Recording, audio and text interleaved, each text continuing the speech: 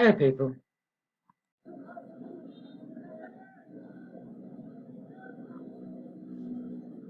This is the incident in Beirut. Just looking through info and stuff.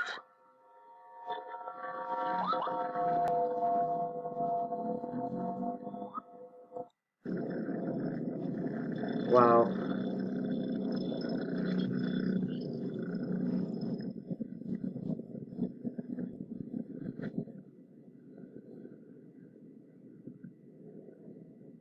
I mean, who do you think would have benefited from doing this?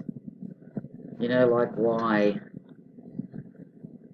I always say to you folks, don't always look at what is directly in front of you.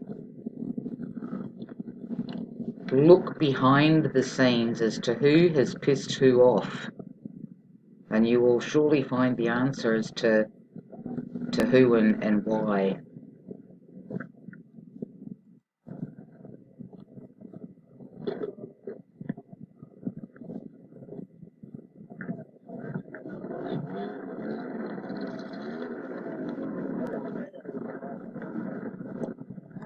انت ممكن ولا شو؟ لا انا سيارتي طاحت اتطربشت السياره والازاز اظن هذا جروح ازاز والسياره بس هيك مثل هون.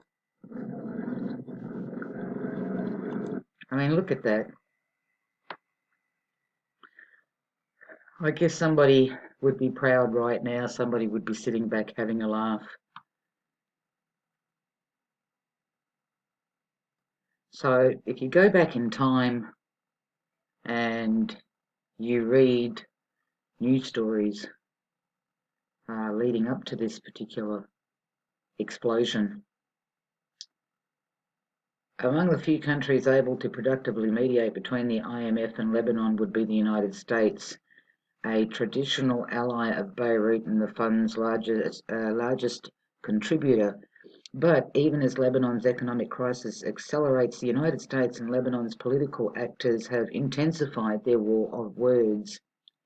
Hezbollah has blamed the United States for deliberately stopping the flow of dollars to Lebanon, while the American representatives accused Hezbollah of hoarding dollars and large-scale smuggling.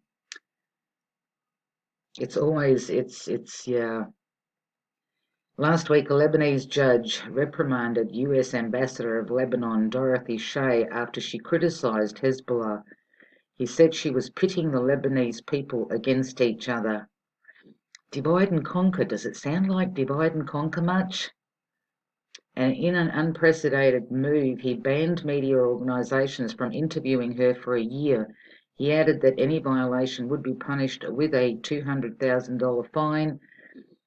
In a show of defiance, several local TV channels had an ambassador on air the same evening.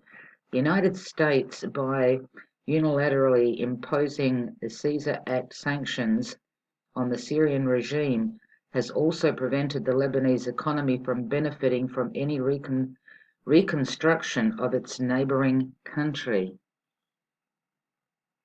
That's just one. Let's go to another.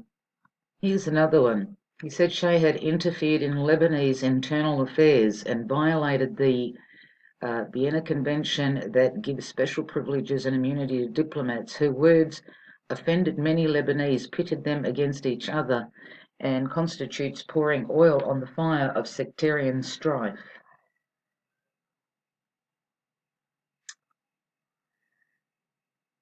Oh, I love it when one country sticks its nose into another country's business, which is so not their fucking business.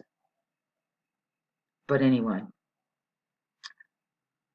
she also, what did she have to say? Hezbollah is destabilizing the country and jeopardizing Lebanon's economic recovery. Well, what about all the sanctions that were put on Lebanon by the United States, by Canada, by the UK, by whatever?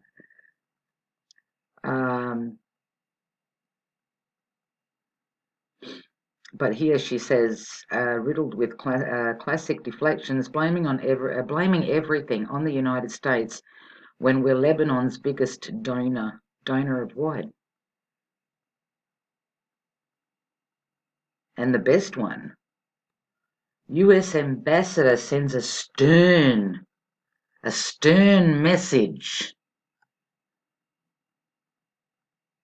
US ambassador sends stern message to Lebanese Prime Minister.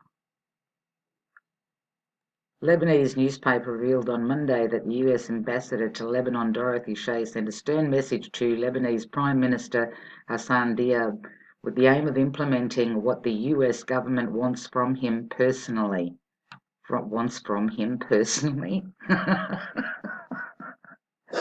Oh, come on! Who the fuck made the US government the world police? Doesn't matter what country you talk to, the people say the same thing. The same thing as to what I just said, okay? This is all my opinion. You can like it. You don't have to like it. I don't give a fuck either way. But I've seen this so many times before.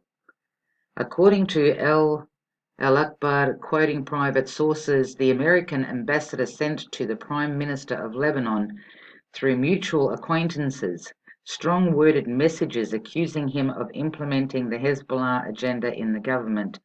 The newspaper pointed out through its sources that these messages have increased in frequency, especially after information about the possibility of Lebanon opening up economically to cooperate with Iraq and to accepting Chinese investments.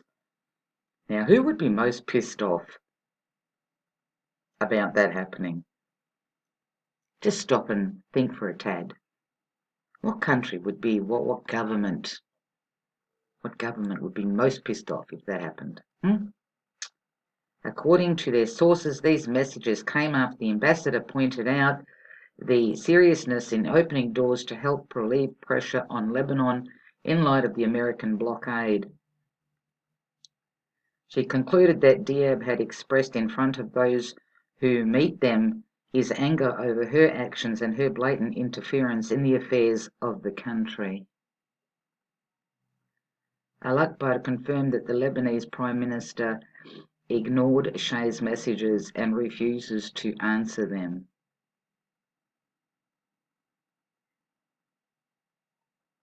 Just ponder all of that for a moment.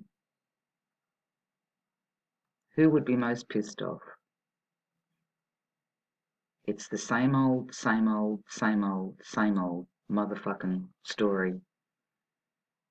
The US government likes to stick its nose into everything that is not their business.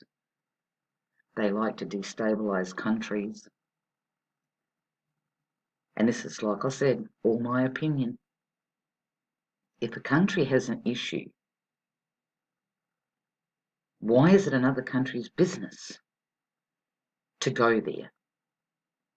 That's like my neighbour sticking its nose into my fucking business. Think about that for a minute. Bring it down to your level. Your neighbour's going to come and attack you because you don't want to do what they tell you. You know, I want you to cut your grass 2 inches high. I need you to leave it just 2 inches, not 3, but 2. And you're going to fucking literally wipe it out down to 1 inch. But your neighbour has the right to hate you for that because you don't fucking do with your grass what they want you to do. Think about that. And fuck the lives of the innocent people, you know. Fuck the lives of the innocent people. This is where I always like to bring in the abortion thingy, you know. Every child has a right to life. Really? This is where I like to bring in that thing where people say, oh, you know, I'm not hurting anybody, I'm not a sinner. Like, fuck you aren't. Because you know shit's happening. What do you do to stop it? What do any of us do to stop it? What have any of us ever fucking done to stop it? But it's obvious as to who's behind this. For me anyway. For me anyway. But, again, my opinion only. But all I say is, who would be most pissed off? Most pissed off if Lebanon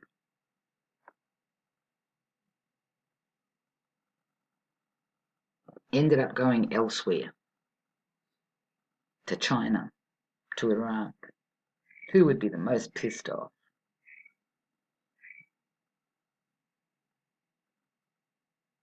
That's it, folks. Just something for you to think about.